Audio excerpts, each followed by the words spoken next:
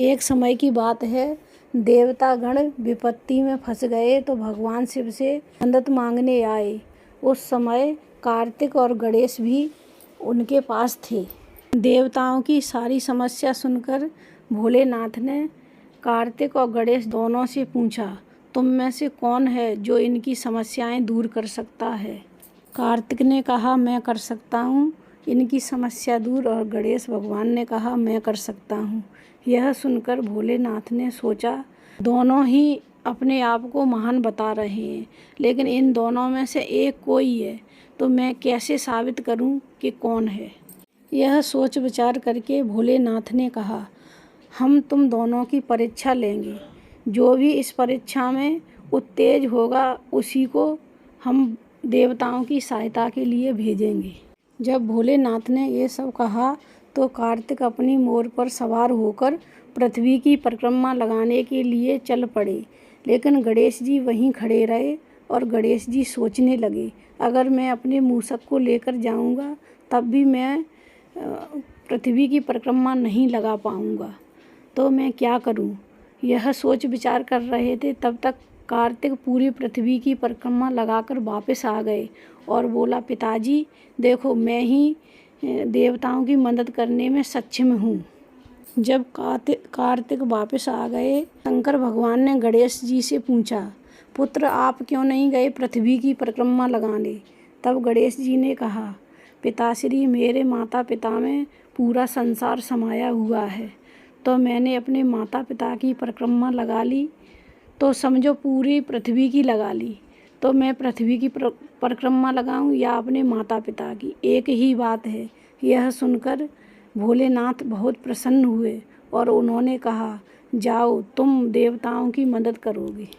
साथ ही शिवजी ने यह वरदान दिया, जो भी मनुष्य पूजा पाठ में सबसे पहले तुम्हें याद करेगा उसकी सभी मनोकामनाएं पूर्ण होंगी और उसके दुख दूर होंगे और उसे अपार सुख की प्राप्ति होगी। इस प्रकार गणेश जी को एक बार और शिव जी का वरदान प्राप्त हुआ। लपसी और तपसी की कहानी। लपसी और तपसी दो भाई थे। लपसी सवा सेर की लपसी बनाकर भगवान को भोग लगाकर तब स्वयं भोजन करता था। तपसी भगवान की पूजा पाठ करके तपस्या करता था।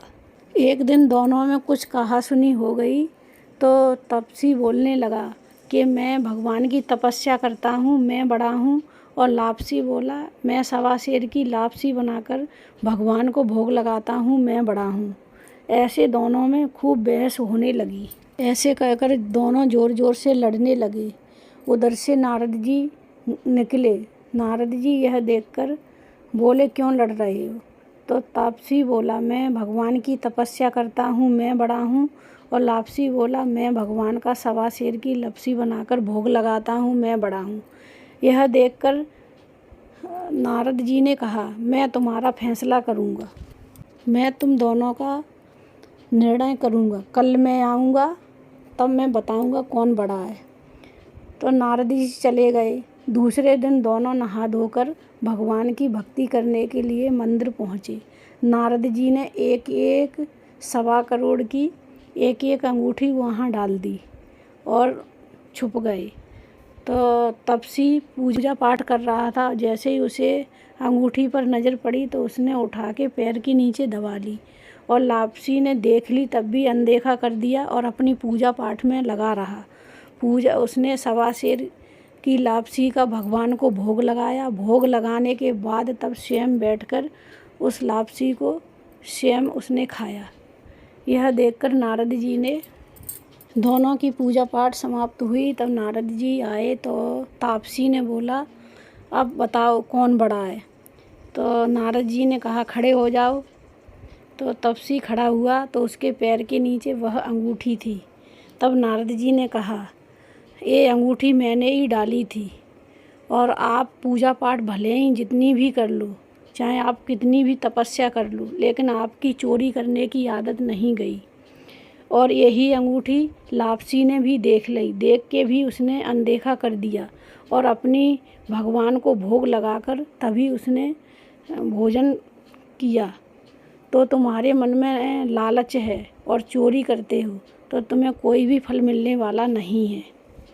यह सुन तपसी बहुत शर्मिंदा हुआ और नारद जी से माफ़ी मांगने लगा और बोलने लगा, आज के बाद मैं कोई चोरी नहीं करूँगा और मुझे ये बताओ मेरी तपस्या का फल कब मिलेगा। तब नारद जी ने कहा, अगर कोई दिए से दिए जलाएगा उसका फल तुझे मिलेगा। अगर कोई गाय की और कुत्ता की रोटी नहीं बनाएगा उसका फल तुझे मिलेगा।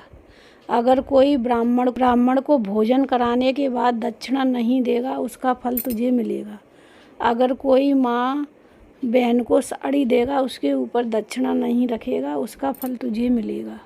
कोई आंगन लीपकर चौका नहीं पोतेगा उसका फल तुझे मिलेगा। अगर कोई कहानी सुनेगा, कोई भी कहानी, अगर तुम्हारी लपसी और तपसी की कहानी नहीं सुनेगा तो उसे कोई फल नहीं मिलेगा। तो ये है हमारी आज की कहानी। आपको कैसी लगी कमेंट में लिखकर ज़रूर भेजना। धन्यवाद।